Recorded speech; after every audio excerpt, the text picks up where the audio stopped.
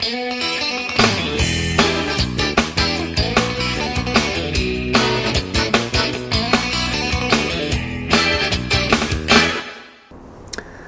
here. Thanks for visiting Road Trip Joe, and thank you for being my patron.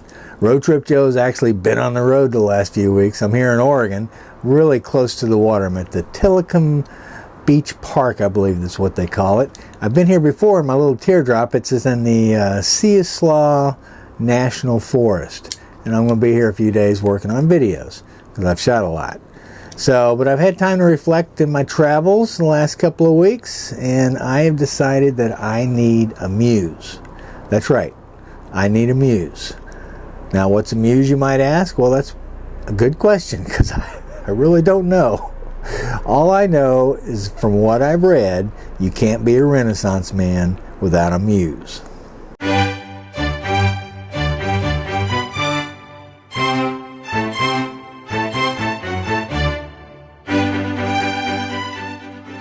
From what I gather, a muse is a companion of sorts that is kind of like a sidekick. You know, like Tonto was to the Lone Ranger or Robin was to Batman. But a little different in that a muse provides a sort of intellectual support rather than someone who can throw a punch or get you out of sticky situations. But a sidekick, at least that's the way I think of a muse. Now, in the old days, a lot of artists, writers, and intellects of their time had a muse. It was usually some old guy with a female companion. Not all of them were like that, though, but I think the word muse has more of a female connotation, at least to me. In some of these relationships, a muse was also a lover, but not all of them. I think throughout history there were different levels for a muse. So my idea of a muse is some kind of arrangement or interactions where one person provides inspiration to another person. This inspiration helps the artist or writer, or whatever vocation they're in, create their work. I don't think it has to be some kind of companion that you live or sleep with necessarily. And not for Joe, because he's been there and done that anyways. It's just someone who inspires you to succeed or helps you produce your best work.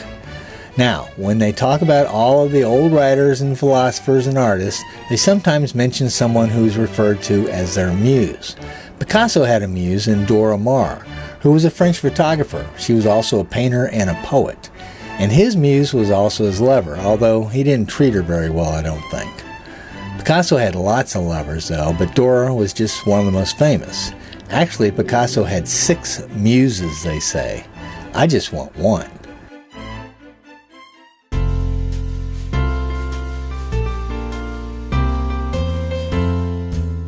Perhaps the most famous of all muses, though, might have been Elizabeth Seidel, or Lizzie, who was an artist herself.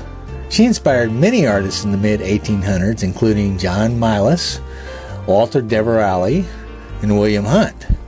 But the most inspired was her husband, Dante Gabriel Rossetti, or just Dante as we know him. He, of course, got to quit musing, or modeling rather, for those guys. Today, though, you just don't hear him called as a muse. Not really, at least not with the current crop of intellects we have today. It could be that long ago, well, at least 50 years or more ago, women's roles were different. Much different. By that I mean women at the turn of the century, like 1900, weren't the economic or creative powerhouse they are today. I mean, women couldn't even vote until 1918. And that was only if they were 30 years old. And that I didn't know. Women over 21 didn't get to vote until 1928. Starting out, they had to be at least 30 years old. That's a little known fact, people. But that's all changed. Today, women are CEOs, they own big companies, and sit on boards of really big corporations. They're congresswomen, senators, governors, and a lot of other things today. Being a muse is not something women strive to be anymore, I think. In some ways, given the number of women in not just politics and business, but in the arts, we could just as easily have a muse today who is a guy. And I bet many of them do, but you just don't hear it described that way. From what I've read, a muse has always meant some kind of connection between a man and a woman, where the man is the creative force and the woman is the inspiration. An example, or a more current example of my definition, would be the relationship between John Lennon and Yoko Ono. To me, she was his muse and he hers. Yoko also broke up the Beatles, I suppose, and that fight is still going on, unfortunately, over who wrote what song in the Lennon-McCartney legacy. It's possible, before Yoko, that Lennon was McCartney's muse and vice versa. But Yoko was and is an artist in her own right, with her music and art. She did inspire Lennon, though, and he said as much about her. I mean, they laid in bed for a whole week protesting something like the war, and photographers camped out in the room in New York City. Or was that Amsterdam? Their friends hung out there with them too, it seems. Now that takes inspiration. Or a lot of drugs. According to Webster, or whatever method you use to look up definitions on the internet these days, a muse has two meanings. One involves Greek and Roman mythology. You see, there were 9 goddesses, the daughters of Zeus and Menemosi, who presided over the arts and sciences. And poets through the centuries prayed to these goddesses for the gift of divine inspiration. So a muse started out as a woman, or women I should say. The second and more recent meaning of a muse is a person or personified force who is the source of inspiration for a creative artist. Now, there's another term for a muse that is described as both a verb and a noun. As a verb, you've probably heard the phrase, to muse. And to muse is to consider something thoughtfully, which means you can be your own muse, I suppose. But as a noun, it means a person, especially a woman who is a source of artistic inspiration. And that definition harkens back to another time, but in many ways remains with us. You go to the museum today to see the masterpieces that hang there, and they were all painted by men. All of the nudes were, for sure. The reason is that even though there were female artists during that time, there was a ban on women artists drawing nude models. And that was from the Renaissance until the early 20th century. So, there were plenty of female nudes filling the museums, but the female artists were kept off the walls. You don't see many paintings of nude guys laying around on couches in the Metropolitan Museum, do you? Well, except for this guy. But I think that's a little more recent.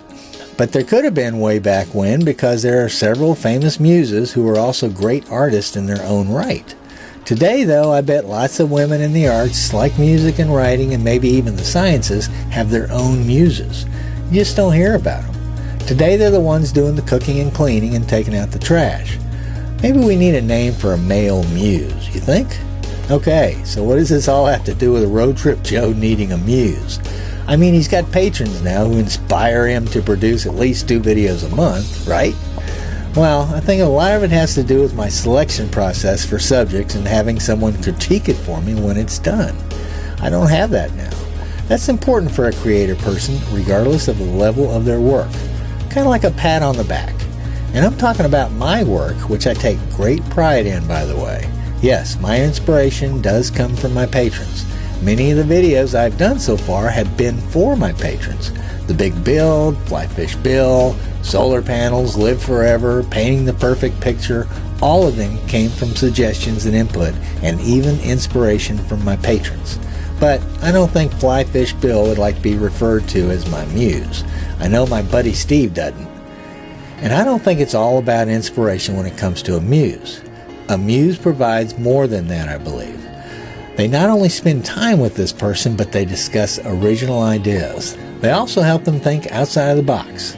They create their own art, explore emotions, and provide support, emotionally and otherwise, to this creative artist. So, will Joe ever get a muse? Doubtful. But I'll start musing on my own. But if you know of the perfect muse for Joe, then just let him know. He needs one. If not, my patrons can still be my muse. Just click that little heart next to the video after you watch it, and just let me know you liked it. That's probably all Road Trip Joe needs, actually.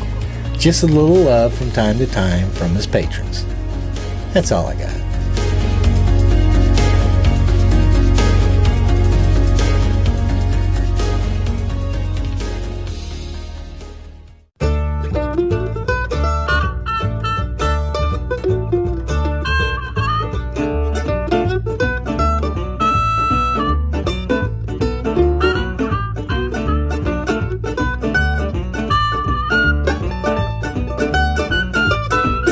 Every evening when the sun goes down, get with my party and I begin to clown.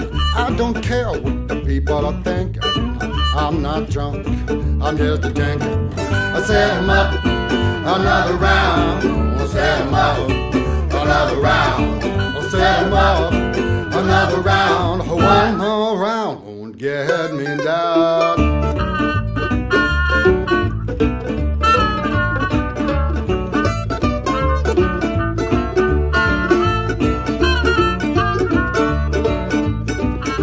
Last night, all full of lush. My babe began to fuss, and I said, honey, hush.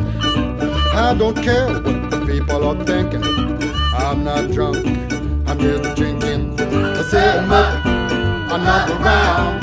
I set 'em up, another round. I set 'em up, another round. One more.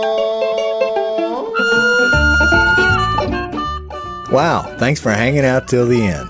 You know, you should always hang out till the end of my videos because you never know what you're going to see. Okay, how would you like to have an original painting from Road Trip Joe? Just like Steve does, although I haven't shipped it to him yet. It's kind of hard to find a box for these things. Don't worry, Steve, it's on its way.